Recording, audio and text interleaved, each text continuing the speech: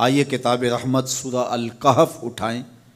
اللہ تعالیٰ نے ایک واقعہ بیان کیا ہے حضرت موسیٰ اور حضرت خضر علیہ السلام کا، کہ حضرت موسیٰ علیہ السلام عزم مصمم کر کے جب چلے تو اللہ فرماتا ہے کہ ہم نے حضرت موسیٰ علیہ السلام کو جس بندے کی نشانی بتائی تھی وہ بندہ ان کو وہاں مل گیا۔ سفید چادر اوڑے حضرت خضر علیہ السلام وہاں لیٹے ہوئے تھے، تو یہ جا کے ان کے پاس کھڑے ہو گئے کہ حضرت میں آپ کی خدمت میں اس لیے آیا ہوں کہ اللہ نے آپ کو جو خصوصی علم عطا کیے ہیں میں ان کو سیکھنے کی غرض سے آپ کی چوکھٹ پہ آیا ہوں۔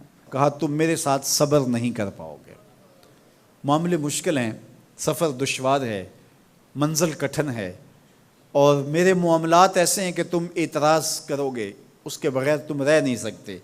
حضرت موسیٰ علیہ السلام نے کہا اگر اللہ نے چاہا تو آپ دیکھیں گے میں صبر کروں گا اور آپ کے کسی حکم کی کسی کام کی میں نافرمانی نہیں کروں گا، کسی کام کا انکار نہیں کروں گا۔ کہا کہ اچھا شرط یہ ہے کہ جو میں کروں اس پر تم اعتراض نہیں کرو گے، سوال نہیں کرو گے، یہاں تک کہ میں خود ہی نہ بتاؤں۔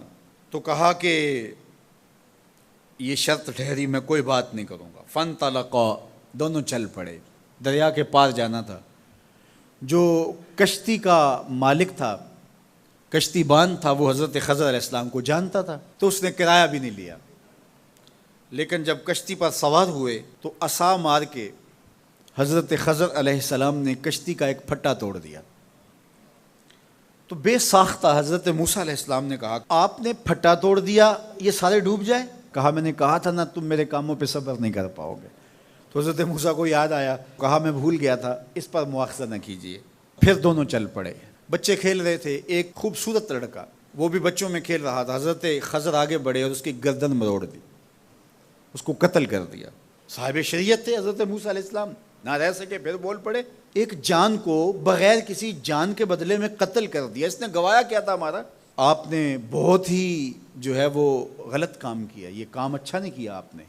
کہا میں نے کہا نہیں تھا کہ تم میرے ساتھ صبر نہیں کر پاؤ گے۔ کہا ایک موقع اور دے دیجئے، اب اگر میں نے کوئی اعتراض اٹھایا تو پھر دوبارہ مجھے آپ اپنی صحبت میں نہ رکھیے، عذر تمام ہو جائے گا۔ پھر دونوں چل پڑے، یہاں تک کہ ایک بستی میں دونوں آئے تو آپ نے بستی والوں سے کہا کہ ہم مہمان ہیں، آپ ہماری مہمان نوازی کیجیے، کھانا کھلائیے۔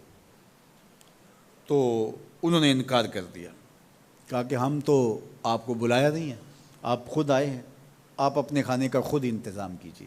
گزر رہے تھے گلی سے تو ایک دیوار گرنا چاہ رہی تھی، تو جلدی سے اس دیوار کو مرمت کر دیا۔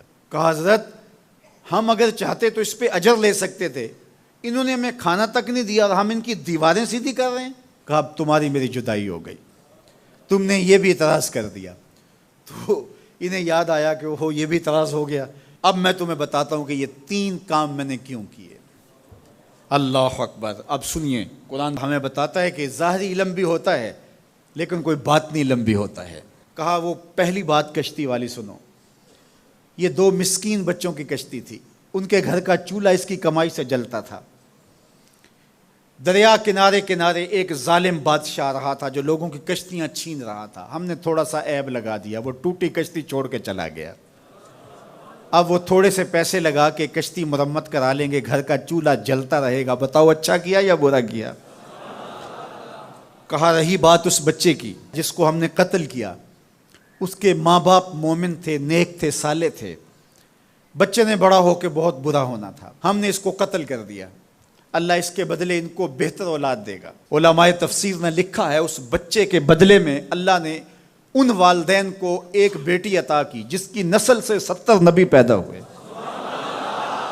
دیوار کی کہانی بھی سن لیجئے، یہ شہر کے 2 یتیم بچوں کی دیوار تھی اور اس کے نیچے ان کا خزانہ تھا اور ان کا باپ بڑا نیک تھا۔ خزانہ دیوار کے نیچے ہے، دیوار گرنا چاہ رہی ہے، کسی معمولی دھکے سے گر جاتی۔ 2 ہی صورتیں تھیں، یا وہ بچے خود اپنا خزانہ اٹھا لیتے یا لوگ اٹھا کے لے جاتے۔ لوگ اٹھا کے لے جاتے پھر بھی ہاتھ میں کچھ نہ آیا، اور اگر وہ خود اٹھا لیتے تو بچے ہیں، بچپنے کی وجہ سے وہ اس کو اڑا دیتے۔ تو ہم نے اس کے اوپر دیوار کھڑی کر دی، جب تک وہ اس قابل نہیں ہو جاتے کہ یہ خزانہ نکال کے اس کو صحیح مصرف پہ لگا سکیں، اتنی دیر تک دیوار گرے گی نہیں۔ اللہ اکبر۔ وہ کسی وجہ سے دیوار قائم رہے گی، اور جب وہ اس عمر کو پہنچ جائیں گے جس عمر میں وہ اس خزانے کو سنبھال سکیں گے تو پھر دیوار خود بخود گر جائے گی اور یہ خزانہ نکال کر کے اپنے کام پہ لے آئیں گے۔